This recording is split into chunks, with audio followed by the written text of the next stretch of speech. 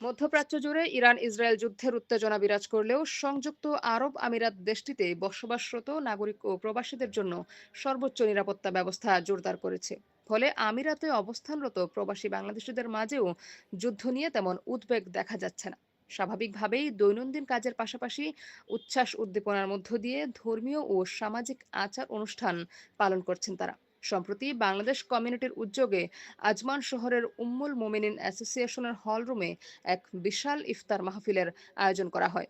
এই আয়োজনে বিভিন্ন দেশের নাগরিকদের পাশাপাশি পেশাজীবী, ব্যবসায়ী, সাংবাদিক, রাজনীতিবিদ এবং সাধারণ শ্রমিক সহ নানা শ্রেণী পেশার মানুষ অংশ নেন। আমরা সবাই বাংলাদেশী। আমরা হতে পারে বিভিন্ন জেলার, আমরা হতে পারে বিভিন্ন স্টেটে থাকি, বিভিন্ন প্রফেশনে থাকি, বিভিন্ন মতাদর্শের হতে পারি, বাট আমাদের সবচেয়ে প্রথম থিমটাই হচ্ছে আমরা বাংলাদেশ। আমরা একটা উদ্যোগ গ্রহণ করেছি এবং এই উদ্যোগটার নামই হচ্ছে আস্থা। আমরা একটা নাম দেওয়া প্রয়োজন ছিল, এই জন্য আমরা আস্থার নাম দিয়েছি, যে আমরা যেন পরস্পরের উপর আস্থা করতে পারি। ফ্যামিলিতে আমরা কিছু বন্ধু বান্ধব যারা কাছের ছিলাম, তারা সবাই মিলে ইনিশিয়েটিভটা নিয়েছি এবং নিয়ে ব্যক্তিগতভাবে সবাইকে আমরা ইনভাইট করেছি।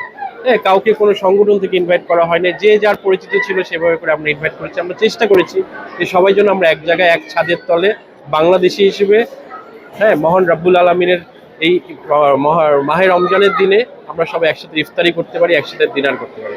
এটি বাংলাদেশ কমিউনিটির নেতৃবৃন্দ জানান, এই আয়োজনের মূল উদ্দেশ্য ধর্মীয় অনুভূতি জাগ্রত করা, প্রবাসীদের মধ্যে ভ্রাতৃত্ববোধ জোরদার করা এবং বিদেশের মাটিতে বাংলাদেশী সংস্কৃতি তুলে ধরা।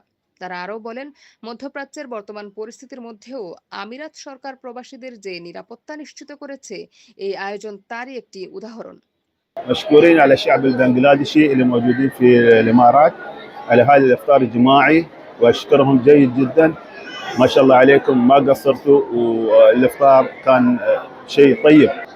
It's my first time that I join such a beautiful community from Bangladesh. I'm very happy and appreciated all of you. অনুষ্ঠানে দুবাই প্রশাসনের দুজন ঊর্ধ্বতন কর্মকর্তা সহ নিরাপত্তার জন্য কমিউনিটি পুলিশের একটি দল দায়িত্ব পালন করে। এ সময় শিশুদের কোরআন তেলাওয়াত, ইসলামিক জ্ঞান বিজ্ঞান প্রতিযোগিতা এবং পুরস্কার বিতরণ অনুষ্ঠিত হয়। সম্মিলিত উদ্যোগে আয়োজিত এই অনুষ্ঠানের নাম দেওয়া হয় আস্থা। বিদেশি অতিথিরাও বাংলাদেশের এমন আয়োজনের প্রশংসা করেন।